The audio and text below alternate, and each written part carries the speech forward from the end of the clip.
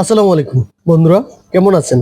আশা করি ভালো আছেন। আপনাদের ভালোবাসায় আলহামদুলিল্লাহ আমি অনেক ভালো আছি। বন্ধুরা, আজকে এসেছি আপনাদের সাথে একটা পেনাল কোডের ধারার বিষয় নিয়ে আলোচনা করার জন্য।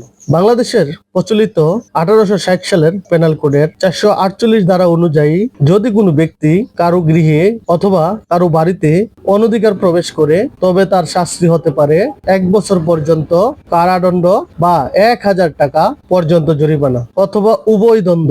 এই অপরাধটি জামিনযোগ্য এবং এটি সাধারণত ওয়ারেন্ট দ্বারা বিচার করা হয়। বিস্তারিত অপরাধ: গৃহে অনুপ্রবেশ অথবা অনধিকারে কোনো বাড়িতে প্রবেশ।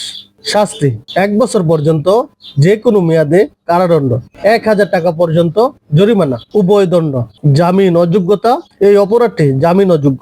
বিচার: সাধারণত এই অপরাধটি ওয়ারেন্ট দ্বারা বিচার করা হয়। এই ধারাটি মূলত কোনো ব্যক্তি যদি কোনো মালিকের অনুমতি ছাড়া বা কোনো বৈধ কারণ ছাড়া কোনো বাড়িতে প্রবেশ করে অথবা কোনো ঘরে প্রবেশ করে, তবে তার উপর উক্ত ধারা প্রযোজ্য। আসুন আইন জানি, আইনের প্রতি শ্রদ্ধাশীল হই, আইন মানি। নিজে জানুন, অন্যকে জানার জন্য বেশি বেশি শেয়ার